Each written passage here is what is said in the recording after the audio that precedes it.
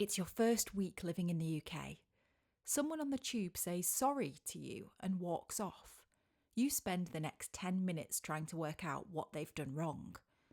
They hadn't done anything. They wanted you to move. That's the thing about sorry in Britain. Most of the time, it isn't an apology at all. It's a greeting, a question, a social tool, and sometimes a way of telling someone they've crossed a line without raising your voice. Same word, 7 completely different meanings. Today, we're going through all 7 and exactly when each one applies. Welcome back to the Full English. British English served the way native speakers actually use it. British people say sorry around 8 times a day on average. Most of those aren't apologies. Here's what they actually are. Sorry as a greeting or a way to say excuse me. This is one that confuses everyone. In Britain, if you're trying to get past someone on a busy pavement, if you nearly bump into someone at a shop, if you want to get someone's attention, you say sorry, not excuse me. That exists, but sorry does the job more often. Oh, sorry, could I just squeeze past? The person hasn't done anything wrong. You're not apologising. It's a social lubricant, a gentle signal that you're aware of others. This is the most common use of sorry in Britain, and one most learners never learn. Sorry as a question. If you didn't hear what someone said, you say, sorry, with a slight upward intonation. This is the British equivalent of pardon or what? It's polite, clean, and completely natural. Could you repeat that? Sorry. You can also use pardon, which is slightly more formal. What you want to avoid in formal settings is just saying what on its own. That can come across as blunt or even rude in British English. I'm sorry. The genuine apology.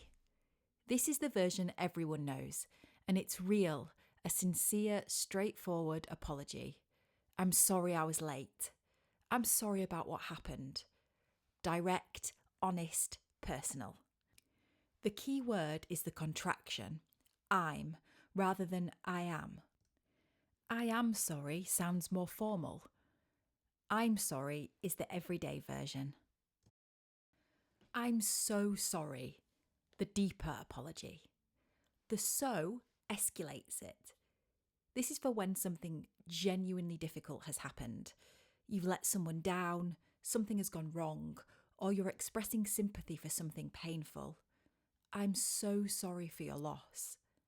I'm so sorry, I completely forgot. The sincerity is carried in the so. Don't use it lightly. It implies genuine feeling. I'm terribly sorry. This is a more formal or serious apology. I'm terribly sorry for the inconvenience.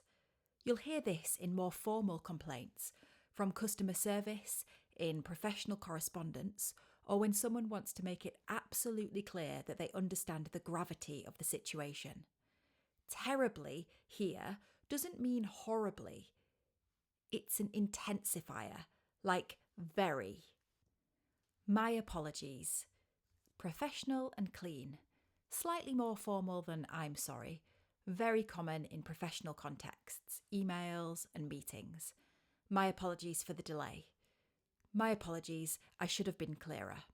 It's direct, takes responsibility, and doesn't over-explain. In a work context, this is often the cleanest option. I beg your pardon. Formal or quietly offended. This one has 2 completely different uses depending on tone. Said politely, it means you didn't hear something and you'd like it repeated. More formal than sorry. Said with a slight raised tone and a measured expression, it means you heard something perfectly and you're not happy about it. I beg your pardon.